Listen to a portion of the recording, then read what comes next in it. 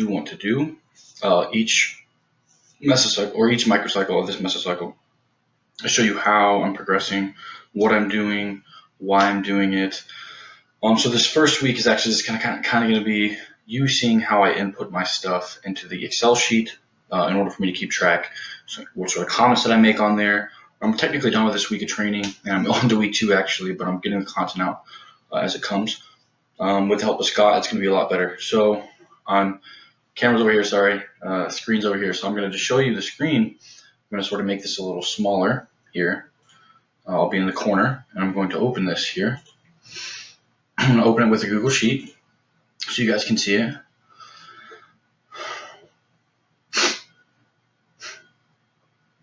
Boom, it's popped up. So as you'll see, I'm going to zoom in on this too, just so that way you guys don't have to see all this other bullshit. You can still see it, but whatever. 150. This is fine. Okay. So you can see where I'm highlighting and stuff too. So hammer rows at 315 this week, 14, 13, 12. I'm gonna discuss week 2 and why I went to what I did, why the intensity increased versus why the sets increased versus if I just beat reps or rep match. I'm gonna put that in the next week. So I'm gonna go down to the session that I'm doing. I'll go slowly. You guys can pause this and just kind of see what I'm doing. Don't try to make sense of the week 1, week 2 in this video, because it's not going to make much sense. And it'll make some sense. It just won't make as much sense as you'd like it to. Sorry, this was actually 3.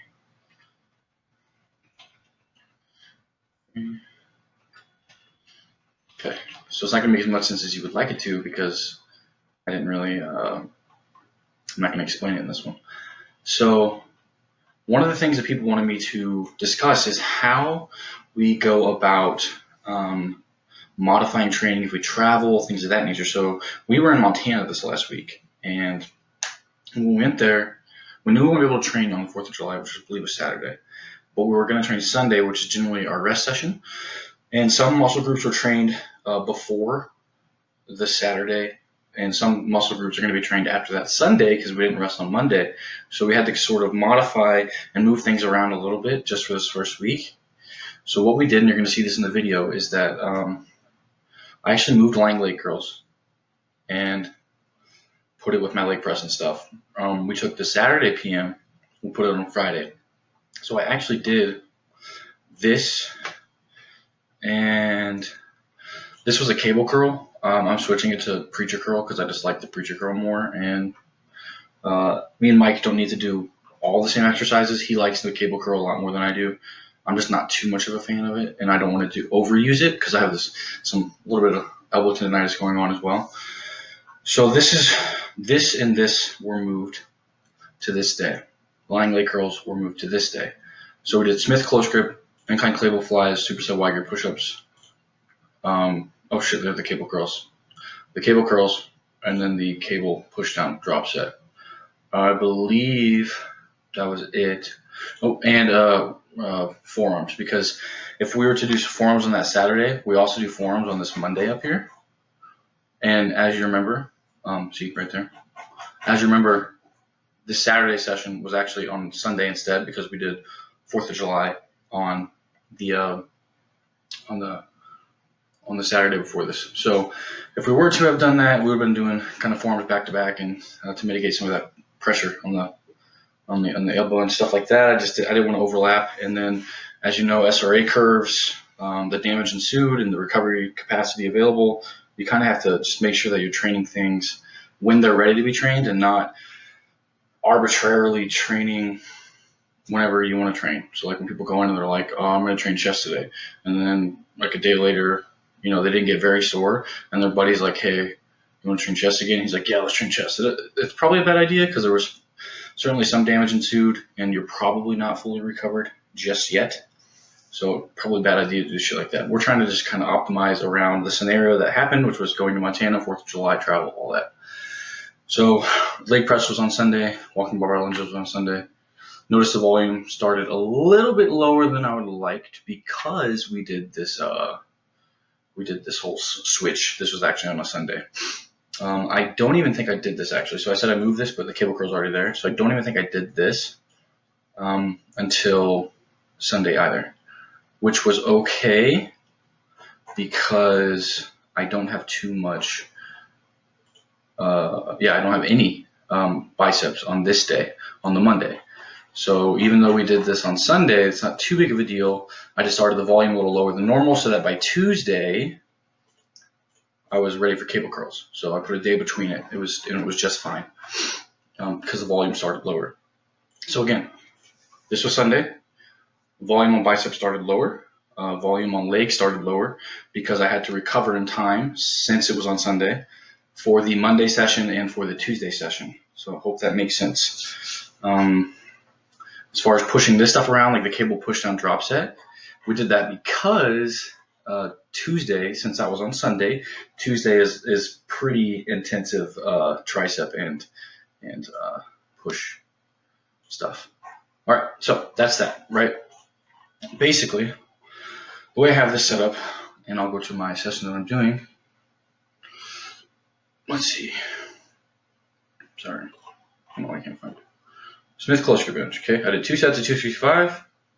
You can see in the video that I wrote the reps down. Don't worry, I promise. All of this stuff didn't transfer. And then, oh god, this put 11/10, made it October 11th. 11 superset 10. I'll just put that.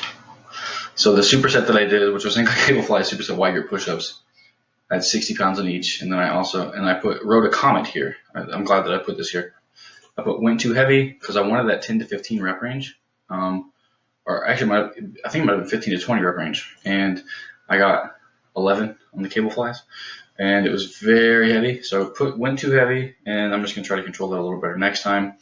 I'll probably do another set, one set on this the next time, and beat the reps quite a bit.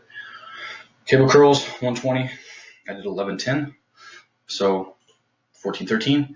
And all of these reps here for my week 1 are 3 RAR, or 3 reps in reserve. So I'm leaving 3 reps in the tank every single set of every single exercise. Maybe the push-ups and things of that nature might be pushed a little closer to failure, but even then, I try to leave room for the reps in reserve, or the relative intensity, which is what it's called, to I guess you would call it decrease. They wouldn't increase, so decrease each week. Volume overall is increasing.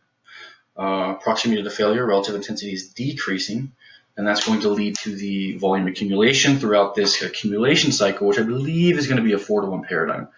So maybe a 5, maybe a 5. We'll see. I assume it's going to be a 4. So that would be 4 to 5 weeks of accumulating the volume, as you'll see. So like 3 sets, 325, 315, 285, 275. So I'm going up in volume, whatever variable or metric it may be. And then that's going to occur over the course of 4 to 5 weeks, all the way up to what we would say is our maximum recoverable volume, which leads into the deload. Supercompensation occurs, and you come back, you make variations to the exercises, or you just sort of keep in the exercises that were progressing very well, that you don't feel like they're going to give you overuse injuries because they've been in too long, and then you continue. So I'm going to make an entire video on how to do that once I get to that part.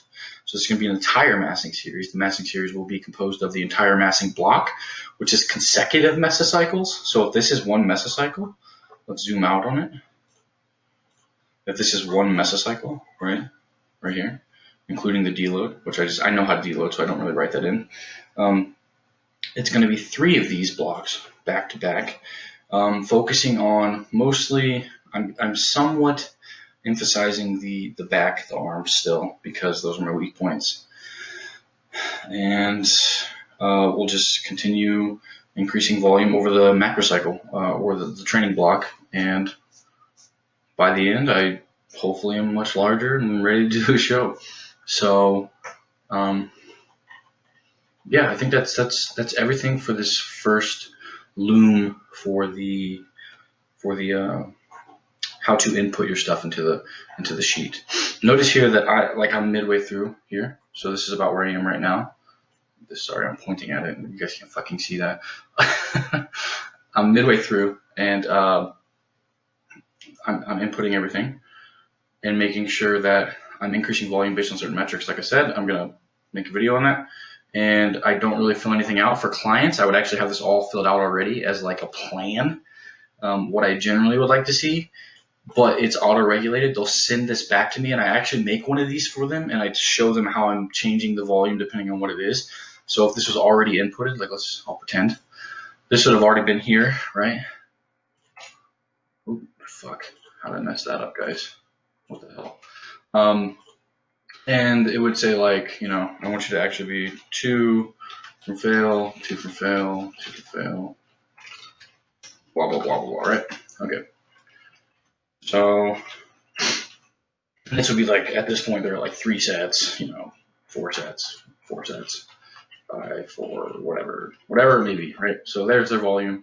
And depending on the performance and the feedback they provide me, I am auto-regulating this. Like, okay, if they made a note here, hard to get reps, probably.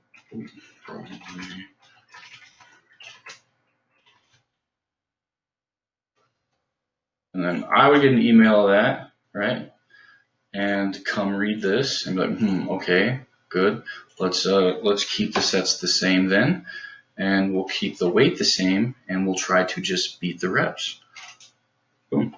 So things like that. I'll make, like I said, more in-depth video on that, and in the future, and hopefully it makes a lot of sense. Smart result. So cool. I'm gonna just probably wipe this clean and reshare it every single week so that way you guys can see. Hopefully I can get this over to the video that I'm doing down here. But all right, cool. I will chat more in the video, I guess. First, I want to apologize for the potentially annoying echoing sound that is occurring. I'm recording this in my office. I tried to use a microphone, but the microphone was super quiet. So again, the quality will get better whenever Scott gets on board. Not too worried about it. So today was my upper session, and calves are trained on my upper sessions sometimes. It depends on the frequency of the calves during the mesocycle. This mesocycle, I think I'm doing them about 3 times per week. They just happen to fall on push away from legs, and maybe one of the pull days.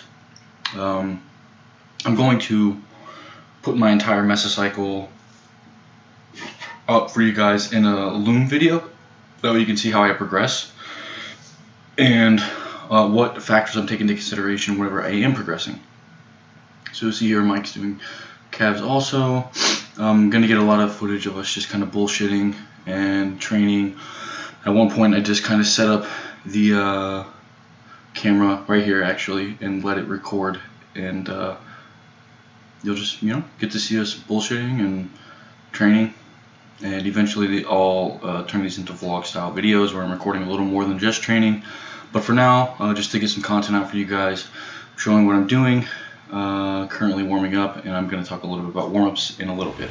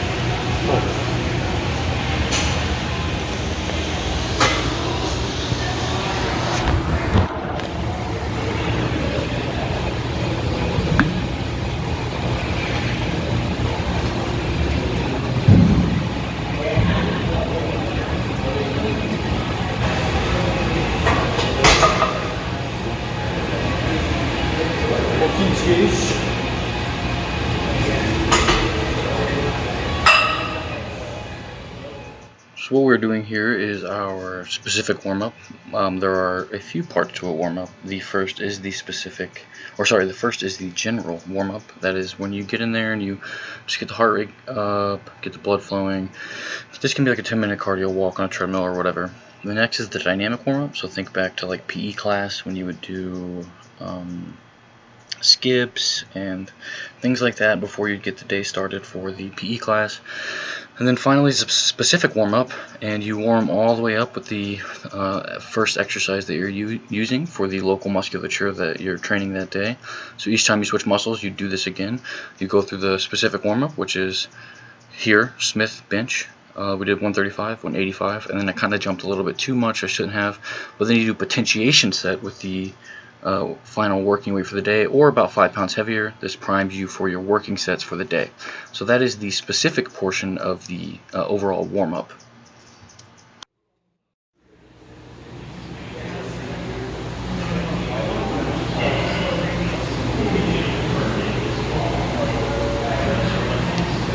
So Mike is still sore from his other session, which is why he is doing a lighter close grip bench today, and he's only doing one set. So he's taking a light session for the local musculature that's involved in these presses.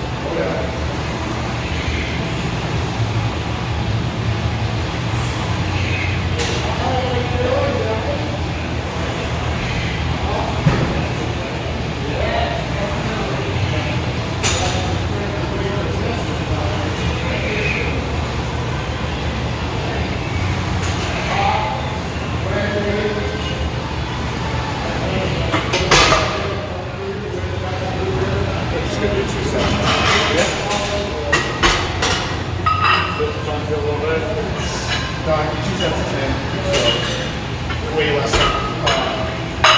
more so maximum, but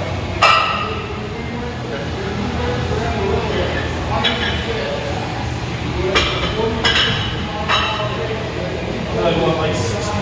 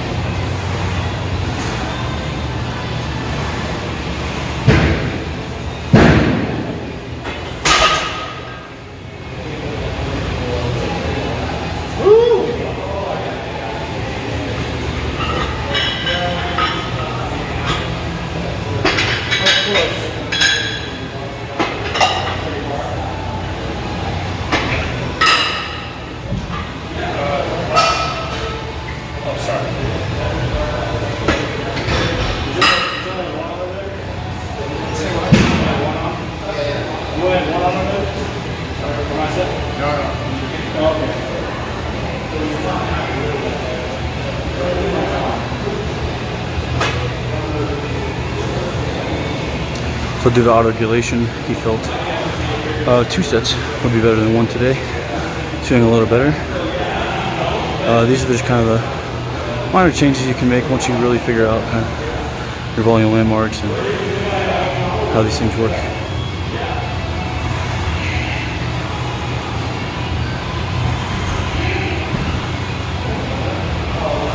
Autoregulation at its finest.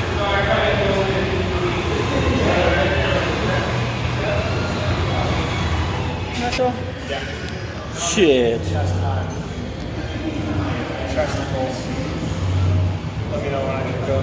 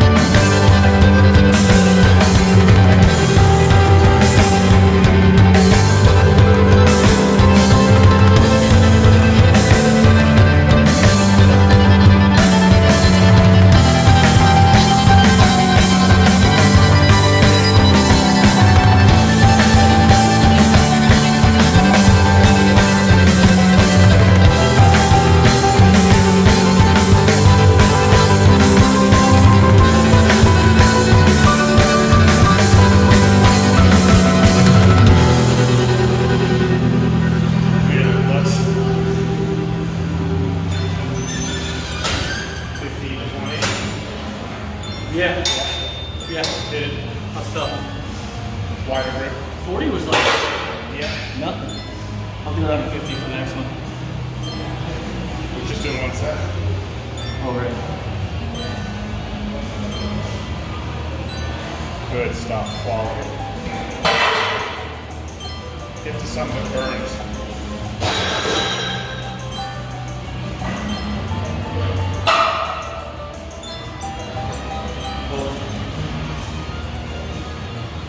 How's that feel? Oh my god.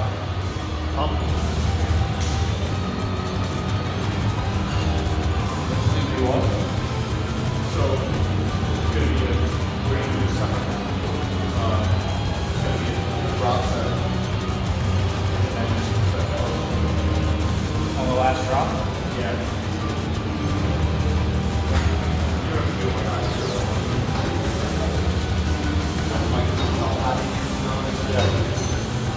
Alright, I'm going to do my drop set. It's just 2 sets. After this, we have table curls, then wrist curls, and we're not going to do it.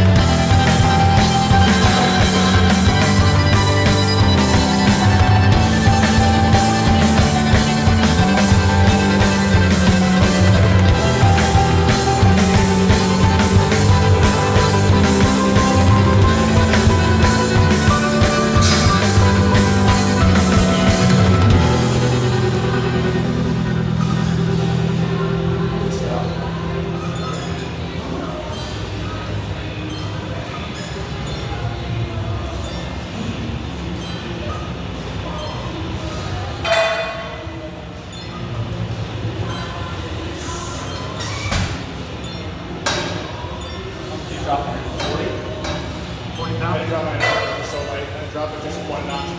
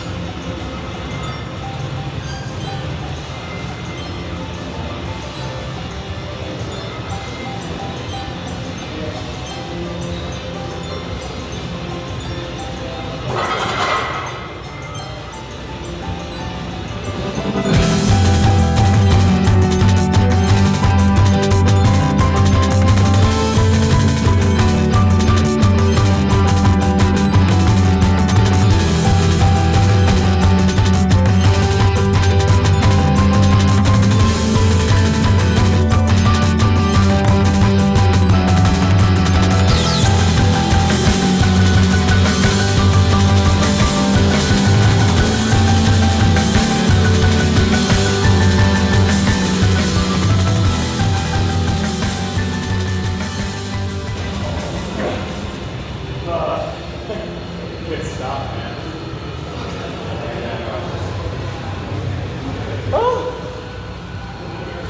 That was a hard set, man. Yeah. You're filling out. Thanks, bro.